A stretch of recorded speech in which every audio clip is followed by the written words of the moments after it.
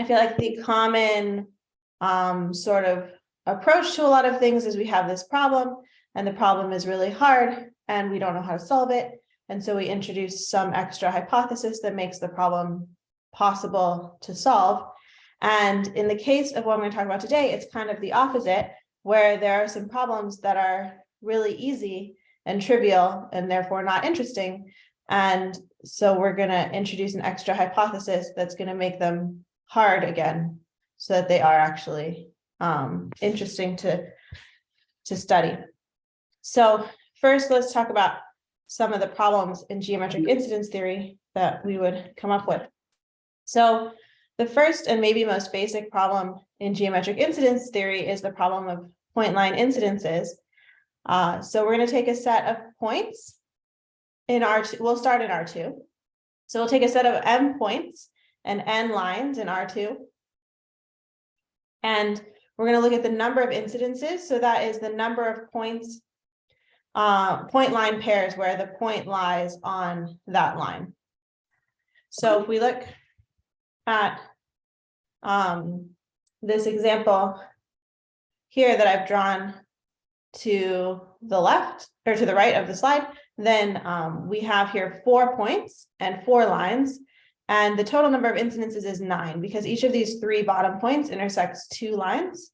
And this top point goes lies on 3 different lines. And so altogether, we have 9 incidences counted with multiplicity. And so what we're interested in is how big this number of incidences can be. So if I have m points and n lines, and I can configure them in any way that I want to, how can I configure them in such a way to maximize the number of incidences, and what will that maximum be?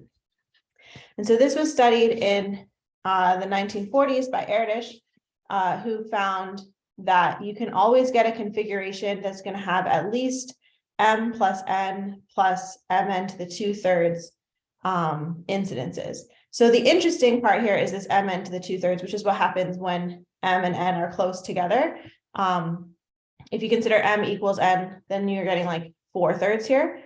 The other 2 are just for silly things, like if you have a lot more lines than points, you can just put all the lines going through a single point and you'll get n incidences. If you have a lot more points than lines, then you can put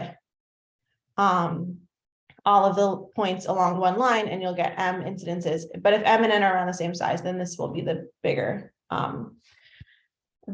number there. And then in 1983, Szemeredi and Trotter showed that this is actually best possible up to multiplication by a constant, so that you can't ever actually do better than this configuration of m plus n plus mn to the 2/3. So that's what happens in 2 dimensions. And you might ask, okay, well, what about in higher dimensions? And in higher dimensions, if we look at points and lines intersecting, then the geometry works out roughly the same, and we get the same incidence bounds as well for all dimensions if we're looking at points and lines. But in higher dimensions, there's actually a different way to generalize this problem, which is as points and hyperplanes.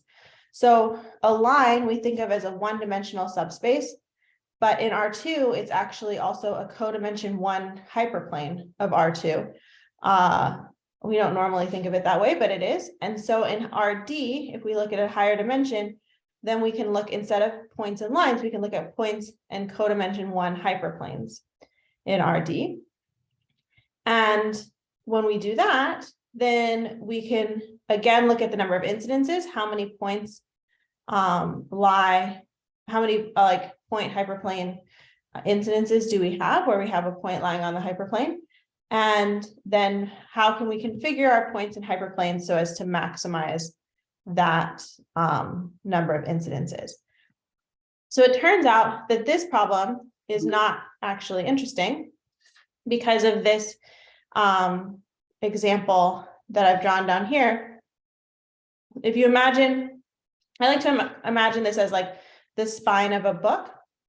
So imagine that you have, we were just in R3, say, and you have a whole bunch of planes, and you you can configure your planes so that they all intersect along a same line, sort of like pages and being spined by a book. And then I can put all of the points on that line. And then we have that every point lies on every single plane. And so then we get that the number of incidences is just the number of pairs of points and hyperplanes, which is of course the trivial bound. And so this is silly and not an interesting question to study in this particular form. So we're going to come back to that a little bit later and see if we can make that a little bit interesting again. But first, let's talk about a different problem in geometric incidence theory, which is the unit distance problem. So now I'm going to take a set of n points. Again, we'll start in R2. And the question is, how many points can have a fixed distance t? So say t equals 1, that's why it would be a unit distance problem, but we can scale it so that t is anything we want. And so the number of unit distances would be the number of pairs such that the difference is exactly t. And so in this picture that I've drawn over to the right, I have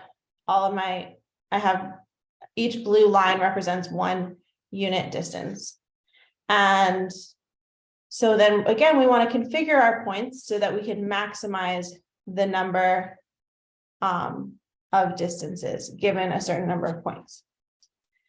And so it turns out that, it turns out that we can always do at least 2n because, well, we can write the pairs backwards, so that's why the 2, but we can always get at least on the order of n if we just assume that the points are arranged in a regular polygon or as evenly spaced points around a circle, however you want to think about it, we can always get at least that many. And then, so is this an incidence problem? Yes, this is an incidence problem. It's actually an incidence problem between points and circles. So if we take each point and we draw a unit circle around the point, then the number of other points that are a unit distance away are the number of points that lie on that unit circle. And so we're looking at the incidences between the points of P and the unit circles with centered at points in P. And when we look at it that way, then, so Erdős studied this again in the 1940s, and he found that infinitely often, so this omega means that for infinitely many n, we can do at least this well. Infinitely often, we can get a configuration with at least n to the 1 plus 1 over log n points. And that no matter what we do, we can never do better than n to the 3/2 incidences. And Spencer, Szemeredi, and Trotter in the 80s improved that bound to say that actually you can't do better than n to the 4/3 number of unit distance pairs between n points. And it's conjectured that the expected true upper bound should be about n to the 1 plus epsilon. So this omega configuration that happens infinitely often should be pretty close to best possible. But this is where we are right now for dimension 2. So the point line incidence problem is pretty much solved in dimension 2. This unit distance problem is still very much open to try and get this 4/3 down to 1. And it's been a while since there's been any real progress in that. But we can look at this in higher dimensions as well. So if we look at the unit distance problem in 3 dimensions, then we're looking at point sphere incidences.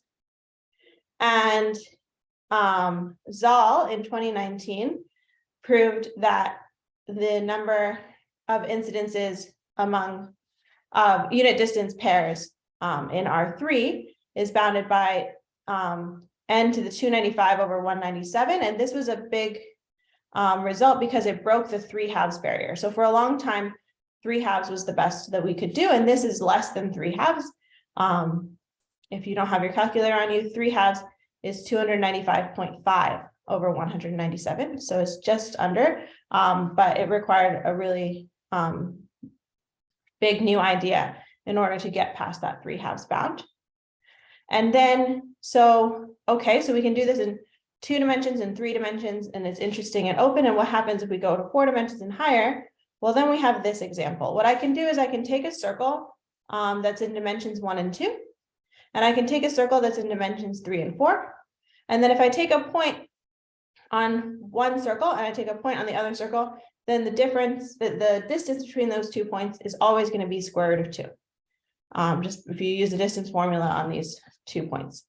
And so if I choose half of my points to be over here on P1 and half of my points to be over here on P2, then I get at least 1/4 n squared unit distances, or root 2 distances, but scale appropriately, which is basically within a constant of the trivial bound of the whole number of pairs. So we have this silly example that means that the unit distance problem in dimensions 4 and higher is not interesting as originally posed. Okay, so now we have these 2 problems, the point line incidence problem, or point hyperplane incidence problem, and the unit distance problem. And both of them are interesting in low dimensions and break down in higher dimensions and become sort of meaningless. And the reason or it seems like the reason that we're able to show that they're meaningless is we have these examples, but both of these examples are flat in a certain sense. In one case, we have all of our lines lined up on all of our points lined up on a single line. And here we have all of our points arranged on 2 flat circles. So we're not really using all of the space. These aren't really, this isn't really a 4-dimensional set. In a certain sense, it's 2 1-dimensional sets that are just sort of embedded in 4 dimensions. And Ayla, so, can I ask a question? Yeah, go ahead. Maybe it's a silly question. So the 2-dimensional case, do you know what's the dependency of this constant on t? If I look at circles, 2 dimensions, and I send the radii to infinity, it's like sort of a converge to lines back again in some way. I think as long as the radius is finite, it shouldn't matter because it's the C is same independent space. of t. You say, is that what I say? Yes. Yeah, because if I have say I have 100 points and I can get whatever was it, n to the 4/3. Say I have 100 points and I can get whatever 100 to the 4/3 is incidences, right, of radius 1. Then if I want radius 2, I would just like scale everything up so that everything's twice as far away from itself. Right? Yeah, yes, I guess that was a silly question. I was just thinking, like, was there a way like of getting one problem as the limit of the other? Like lines and circles. Yeah, I don't think so. Yeah. Especially because in the one case, the lines and circles are independent of each other, and in the other, they're not, right? It's like in the point line instances, you have 2 different sets that are independent of each other. And in the unit distance problem, you really just have 1 set that you're looking at.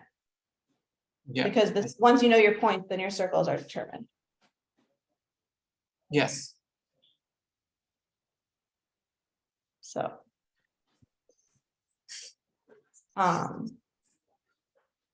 Yeah, thanks. Yeah, no problem. So in both these examples, though, we're really not using the whole dimension of the space. And so maybe that is the reason for the problem breaking down. And so what we did is we introduced a condition on the point set and on the set of points and lines, or the set of points in the unit distance problem, to say a condition that would require you to actually be spread out throughout all the dimensions of the space, which would in particular eliminate these examples. And then the question is, does that actually make the problem interesting and allow us to get non-trivial upper bounds on the number of incidences? And in our case, it did. So, the condition that we're introducing is uniform distribution, which is a well-studied and like classical concept. But in case it's been a minute, then I'll just remind you what the definition of uniform distribution is. Uniform distribution of a sequence basically means that every subset of the unit interval gets its fair share of points. So we're going to take a sequence now of xn in 0, 1 to the d, and we say that xn is uniformly distributed if the proportion, if I take any box, so say, think of an interval, but we're in d dimensions, so it's a box. If any box, if I look at the proportion of the first n points that lie in that box, then that should converge to the volume of the box as n tends to infinity. And you can actually, I didn't write it down on this slide, but you can reconfigure this definition in terms of function theory, where if you take any continuous function, then interpolating the function at the points in the sequence, if I sample at those points and add those up and average the samples, then that should converge to the integral of the function, or the average value of the actual function. So the idea being that we don't have like clusters and deserts, that everything is spread out as it should be. And there is a criterion that helps us classify which sequences are uniformly distributed and not. And so Weil's criterion says that xn is uniformly distributed if and only if for any non-zero integer point, if I take an exponential sum of e to the 2 pi I k dot xn, so this is a dot product between my point in 0, 1 to the d and my integer point here. If I look at this, then this should be little o of n. So if we go back to the uniform distribution definition in terms of function theory, then this would be, if I were to sample my points at, if I were to sample the exponential function at my points, then that should converge to the integral of the exponential function, which is 0. So that's how we get this little o of n. So uniform distribution implies this result basically by definition. But the interesting thing about Weil's criterion is that we only need to check the exponential functions. We don't need to check all of the continuous functions in order to show that a set is uniformly distributed. So inspired by Weil's criterion, we developed a new, I think this is new, a quantitative version of uniform distribution, where, okay, so we know if a set is uniformly distributed, then this exponential sum is little o of n. That's a qualitative result. We know that 1 over n times this sum converges to 0. But the question is, how quickly does that convergence happen? And so we now have, we introduced this concept called gamma uniformly distributed. So we're going to take gamma between 0 and 1/2. And we say that a sequence in 0, 1 to the d is gamma uniformly distributed if for every epsilon, we can find a constant c epsilon, so that, and the c epsilon, so this is all in before we choose the k, so that for every k in z integer point, non-zero integer point, if I look at this sum, which we know according to Weil's criterion, if we're uniformly distributed, this sum should converge to 0, but it's gamma uniformly distributed if it converges at least as quickly as n to the negative gamma. Okay, and so a few things about this definition. we have this dependence on K here on the right-hand side, this K to the epsilon, and that is actually necessary because of simultaneous Diophantine approximation. So if I wanted to have no dependence on K, then if I didn't have any dependence on K over here, then what I could do is I could, if I picked my n's first, for each n, I could choose I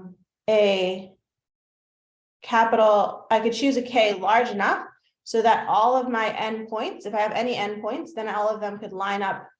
For K large enough, I can get them all to line up very close to an integer using simultaneous Diophantine approximation. And when I get them all to line up very close to an integer, then when I take this exponential sum, those are going to all be very close to 1, and I'm going to get something big. And so if I'm allowed to choose my K after I've chosen my n points, then I run into problems. And so the K to the epsilon stops that from being able to just choose a very, very large K relative to n. And so uniform distribution is a measure of randomness or an indicator of randomness. And gamma uniform distribution is a stronger indication of randomness. And it gets stronger as we get closer to a half. So if xn is actually genuinely a uniform random sequence, then for every gamma less than a half, we're going to have that xn will be gamma uniformly distributed with probability 1. And it turns out for various reasons, some heuristic and intuitive and others that just come out of the analysis, that it is not possible to have a gamma uniformly distributed sequence if gamma is more than a half. It just, things break down and you can't get, there is no sequence that has that good of approximation for every K. So this is our new condition that we're going to implement on our point sets to say that if we have, if we require that our point sets or our points and lines have this gamma uniform distribution property, then we, well, first of all, have certainly eliminated those silly examples that came up in the first few slides. And also now we would hopefully be able to say that those geometric incidence problems are, again, interesting. So here's the result that we get, and this is a lot of symbols. I'm going to walk you through it, and then there's some corollaries that sort of go through what it actually means. But so this is our first result, which I'm going to start with the unit distance problem. So incidence between points and annuli. So what we're going to do, Vn is going to be our point set. So Vn is going to be gamma uniformly distributed on 0, 1 to the d. So everything we're doing is in 0, 1 to the d, but you can scale it up. It all works. It's just because of the uniform distribution that it's easier if we're working on a torus. So then what we're going to do is we're going to look at the number of pairs of points up to n. So we're going to look at the first n points and pairs of them. And instead of looking at a fixed distance, we're going to look between A and B. So this is not distance equal exactly 1, but maybe like 1 minus epsilon to 1 plus epsilon. We've got a little bit of wiggle room, and that's just because of the analysis is easier on an annulus than on a sphere. So we're going to look at this. So this is the number of pairs of points where one point lies on the annulus centered at the other point. And so that is going to be equal to n squared, so number of points, times the volume of omega plus some error, where the volume of omega is so omega is this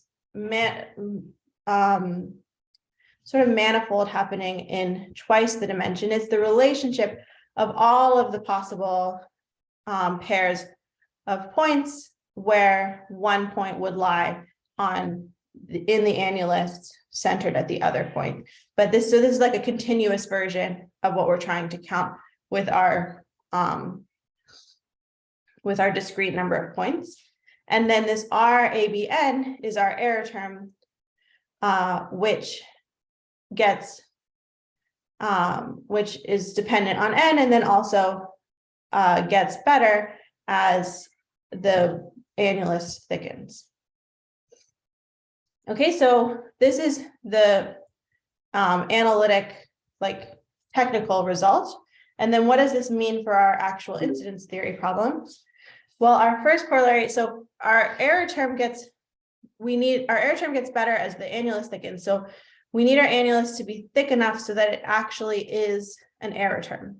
So this bound is saying if the thickness of the annulus is big enough so that this is truly error term, then the number of point annulus incidences is going to be roughly n squared times b minus a. And that's because the volume of omega is roughly b minus a. So if the annulus is thick enough, this is truly error, we can ignore it, and we get n squared times b minus a points. Okay, but we originally wanted points in spheres, right? And so we've cheated by using points in annuli. But if it's on the sphere, then the sphere lies inside the annulus, right? So that's the points in annuli is going to give us an upper bound. So we're going to choose our annulus to be as thin as it can be with this error working out. So we're going to choose b minus a to be exactly this number. And that's going to give us an upper bound on the number of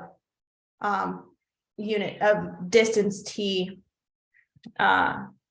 unit distances. So we have now our point set, and just to simplify things, I'm going to assume it's 1/2 uniformly distributed. So the best, strongest condition that we can do. And so then if I choose my distance, I don't want to choose unit distances because I'm in 0, 1 to the d. So there actually aren't really very many unit distances, but it doesn't matter. So just any fixed distance t between 0 and 1/2. Then the number of pairs with that fixed distance is bounded by this constant times n to the 2 minus 2 over d plus 1 plus epsilon. So this is non-trivial because the trivial bound would have been n squared. It does get worse with the dimension, but it is actually a non-trivial upper bound. So just introducing this gamma uniform distribution condition, we have sort of revived this problem where now it's interesting. And this is certainly not the best possible result. This was just a first pass result but again, we do get a non-trivial bound. So now this is something that could be studied. And before moving on to point hyperplane incidences, I just want to say about how this lines up with what is known in dimensions 2 and 3, where we didn't need any extra conditions. So if we plug in d equals 2 here, we get 2 minus 2/3, which is 4/3. If we plug in d equals 3, we get 2 minus 1/2, which is 3/2. So those are basically the what's best known, except for Zoll's breakthrough increment down. But basically that's what's best known in dimensions 2 and 3 already. And so depending on your outlook, you could see that as a positive or a negative. I choose to see it as a positive. So you could say, well, we've introduced this new condition. So we have more, if we have more restrictions on the sets, then our maximum number of incidences is certainly going to be lower. And so maybe we should be able to get a better bound than what's best known in the general case. And we don't, we get basically exactly what's best known. But on the other side of this is we chose to put this condition in order to eliminate the silly examples. And we could have chosen pretty much any condition that we want, right? And so I could have said, well, assume that all of your points lie on a rectangular lattice. I could have said all sorts of things, so you actually only have one configuration possible, and then we would know exactly how many incidents we have. We could get a very strong result, right?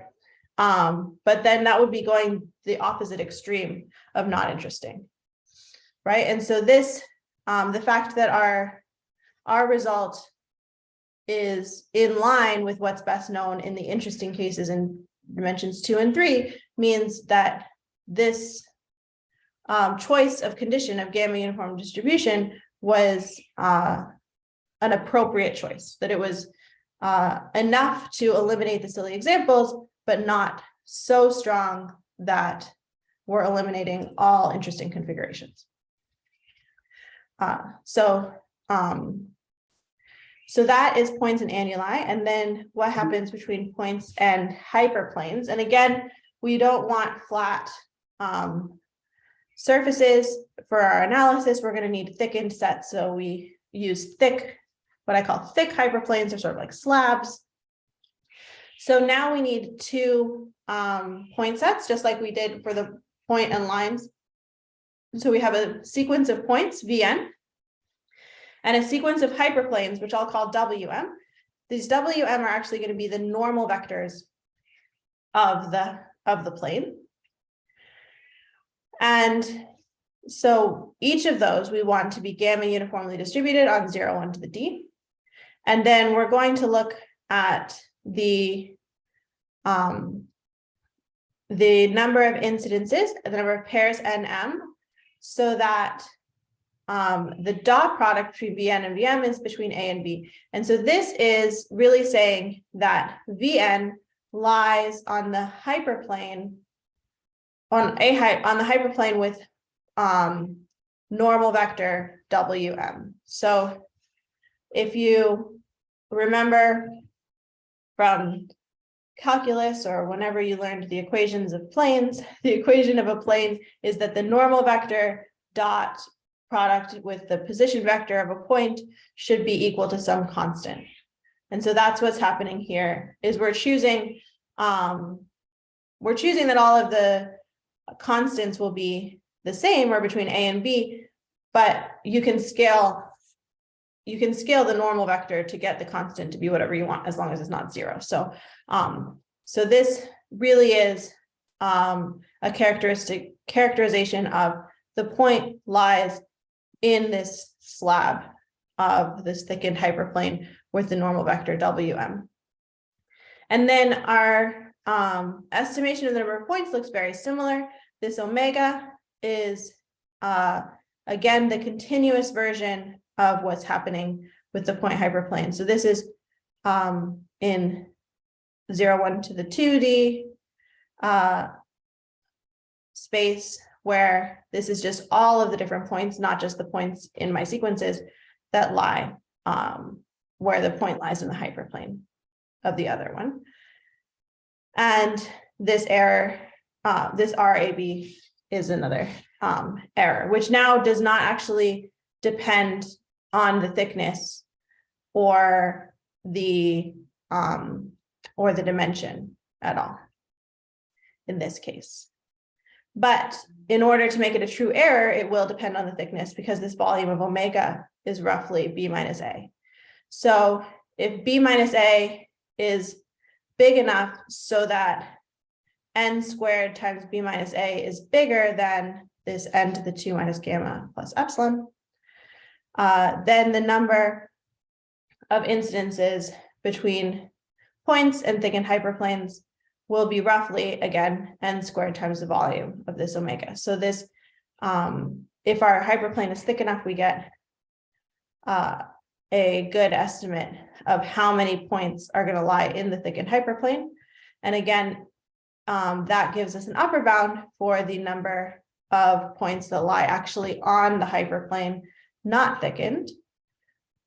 So we're going to take our set of points and our set of hyperplanes both to be 1/2 uniformly distributed, and then we're going to take the number of pairs with the point lying on the hyperplane. The number of point hyperplane incidences is going to be bounded by a constant times n to the 3/2 plus epsilon.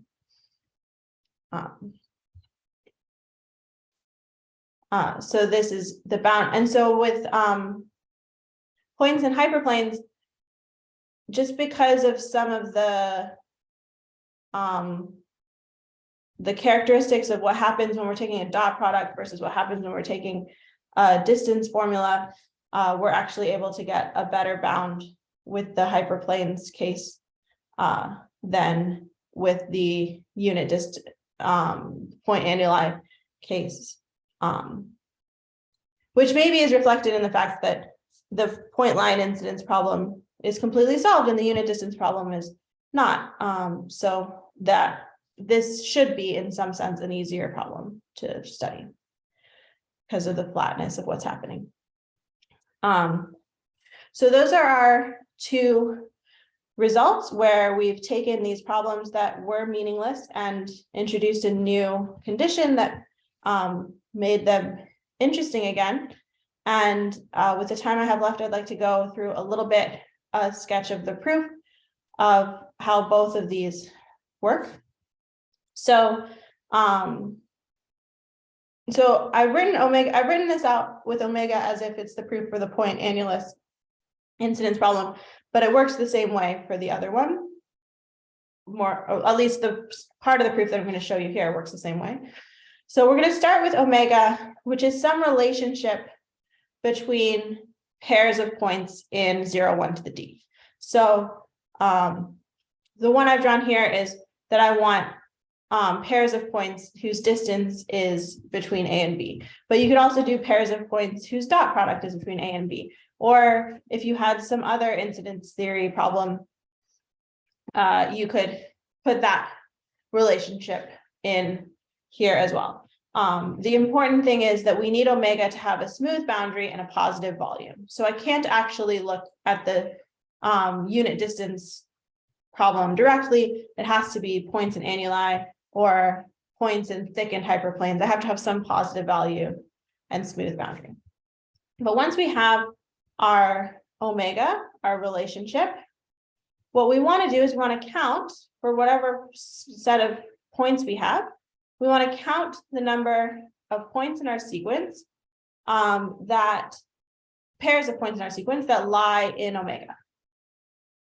And so we do that with a sum of characteristic functions as usual, right? So we're going to look at, this is the characteristic function of omega. We're going to add that up over all n and m. But that's not smooth for analysis. So we're going to construct a smooth cutoff function called chi delta, which is going to be the same as the characteristic function, except for at a delta neighborhood of the boundary. Okay, so we have, this is the left-hand side, this double sum of the characteristic function of omega. This is the true number that we want to count. And I'm going to write that, split that up as a sum over chi delta and a sum over the characteristic function minus chi delta. And then I'm going to look at each of these individually, and this second one, I'm going to say bound it by something called chi delta tilde. So chi delta tilde will be smooth. By the definition of chi delta, it's supported on a delta neighborhood of the boundary, and it's going to be an overestimate for this. So so this I know is going to be less than whatever the sum of the chi delta tilde is going to be. But since chi delta tilde is smooth, I can do Fourier analysis on that. So now I need to estimate both of these sums. So I have this sum of chi delta and this sum of chi delta tilde, and we're going to approximate both of them using their Fourier series. And so the main term is going to come from this one, the Fourier coefficient at 0 of this first sum. So that's the 0th coefficient of 1 meaning the chi delta sum. And by the definition of Fourier series, it's going to be about the volume of omega. That's by the design of how we've constructed what chi delta and chi delta tilde are. And then the rest is all of the other Fourier coefficients. So this first term here is the 0th coefficient of the chi delta tilde sum. And then I have all of the non-zero coefficients, which I've put together into one sum. So I have all of the non-zero integer points, my exponential sum, and then chi delta tilde plus the Fourier coefficient of chi delta tilde plus the Fourier coefficient of chi delta here. But okay, so here this integral is going to be controlled by the smoothness of the boundary, right? This chi delta tilde is smooth and only supported on a small neighborhood of the boundary. So this is well controlled because of the way that we've constructed our cutoff function. And then over here, this exponential sum is exactly what the definition of gamma uniform distribution controls, right? I have some k non-zero integer point, and I'm taking this exponential sum. And so I know how to control this because I made an assumption that my set of points was gamma uniformly distributed. So I know exactly how fast this decays.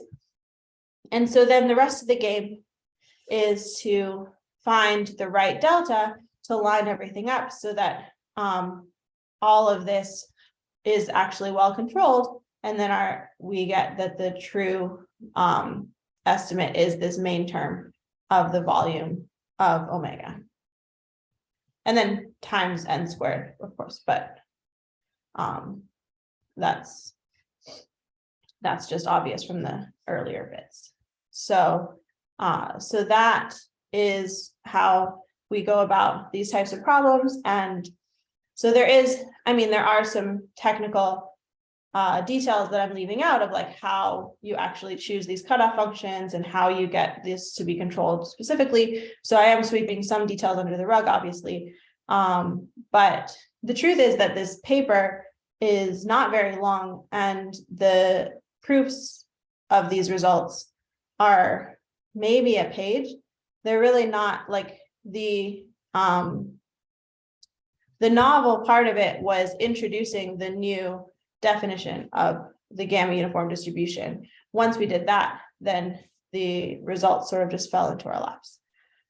So that is how that goes. And some closing thoughts in case you wanted to think about this a little bit more, or things that I'm going to think about a little bit more about this, is that, so we have these two results and they have very different bounds. One depends on the dimension and the other does not. And so I've been working for a while to try and see if I can find an example to justify that discrepancy, something that is gamma uniformly distributed for some gamma, where you do actually have a considerable amount of points on the point annulus, but it might not be possible because these are not best possible results anyway. So maybe we can't find an example, but it would be nice to have some reason other than just the technique. Like right now, it's just sort of a failure or a restriction of the method that we used, that we were able to get such a better result in one and not the other. But we'd like sort of a more intrinsic reason for that. And so now that we've opened these problems back up to make them interesting again, we have not found the best possible results. So what are the true upper bounds? Are there, I think proving the true upper bounds would be well outside of what we can do right now, but maybe there's some heuristic way to conjecture what the upper bounds should be. And this framework in theory should work for other incidence problems. And so can we get interesting results for other incidence problems that maybe break down in higher dimensions? And then what Alex and Emmett and I are actually doing right now is looking at this fourth point, which is that gamma uniformly distributed is an indication of a lack of arithmetic structure. It's a measure of randomness. And so we'd like to study how this this property relates to other measures of randomness, pair correlations, and order correlation. There's something called discrete energy that is used as a measure of pseudo randomness occasionally. So where does this fall in the hierarchy of randomness properties, and how does it relate to the other randomness properties? And so with that, I will stop there and thank you. Thank you, Ayla. Do we have any questions? Anybody has any questions?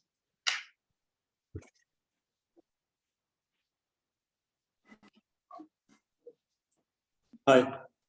Yep. So, I just want to ask the question related to your theorem 1. So, here you basically distance means is just 2 norm, right? Sorry? The distance you mentioned in your the condition, this Yeah. distance means the 2 norms, right? Yes. So, is it possible to replace with respect to other norms, right? Redefine the things with respect to other norms, say P norms or so? Oh, yeah, so we were just looking at the Euclidean distance here. But yes, in theory, sure, you could look at other distances and look at that as well. I don't know what the results would be for that in dimensions 2 and 3. But I would imagine that someone has studied that, although I think if you fix your dimension, then isn't there just a scaling difference between the Euclidean norm and like a different, maybe there's not. Yeah. No, that's not true. Yeah. There's a bound on it, but there's not like a scaling difference. So it could be, slightly different to study that. But I would imagine that the bounds you would get would be similar. Okay. But we didn't look at that. Okay. Yeah. Thank you. So one more question is like, what is your A can be taken like 0? Which can be taken 0? This parameter A in theorem 1. I guess, yes, in theory, A could be taken to be 0. But you wouldn't really want to do that because you want your distances to have some positive value, and then you want A and B to be small relative to whatever that fixed distance is, right? So in reality, you're going to fix some distance, which is not going to be 0. And then you're going to look at like T minus epsilon and T plus epsilon. Yeah. Okay, thank you. I also have a curiosity. So can you go back to your definition of the gamma distribution? Yes, gamma uniformly distributed. So that's in terms of exponentials. So if I try to write an equivalent condition using functions, just like we showed before, what would that be? So if you'd had a function here, then I'm not really sure because with a function, if you just looked at not gamma uniform distribution, but just the qualitative uniform distribution, right? Mm-hmm. Then if you put a function here, then on the right hand side, you would get converges to the integral of the function.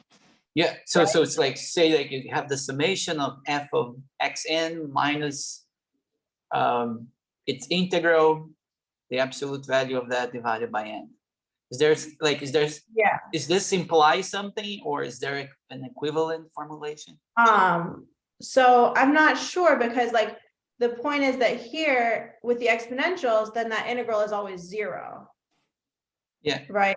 And so that's why you're able to get this n to the minus gamma. Yeah, so say your function has integral 0, for instance. If your function has integral 0, then yes, maybe. I mean, I haven't really thought about it. So on the spot, I don't know what the right-hand side would end up being, but you could probably work it out by, you can approximate your function by exponentials, right? Because the exponential functions form a basis for the continuous functions. Yeah, I guess if you expand your function in Fourier series and just like, And then just see what you get there. yeah, and just move Yeah. them. Yes, just yeah. Then it should work out, give or take, some convergence issues. Yeah, just by triangle inequality, you'll get something, I guess. Yeah. But I'm not sure how that would relate to the actual integral. If your integral wasn't 0, I'm not sure how that would relate to the actual integral. Yeah, because and then my follow-up question would be, if you go to your result with the analyze thing, yeah, that one. I was just wondering, I mean, if you just count the numbers of n from 1 to n, such that like a is less or equal than the moduli of vn less or equal than b. I mean, just not pairs of points, just the sequence. I mean, just count. So this should be like n the volume of these annuli plus some error term. I was just wondering what error term should appear. That would relate to the other question, which is if you put a function, because that would be like just putting indicator of just the putting analyte. indicator. Yeah. Yeah. Right. So yeah, so it would I mean, I don't know offhand what it would be, but as gamma increased, then yeah, this error term of that would get better. Yeah, my guess Right. is that it would be just half, it would be just like n 1 minus gamma, something like that, without the square. That seems right, because you're saying that this this should be like n to the minus gamma. Yeah, there, something like right? that. Yeah. And the actual Weil's criterion, right, is that this is a qualitative thing, that it should converge to exactly the number of points that you get, right? Yeah. So I think probably 1 minus gamma or 1 minus gamma plus epsilon is probably a good first guess, but Yeah. there might be some subtle factor that I'm not thinking of right now. Great, thanks. Any other questions?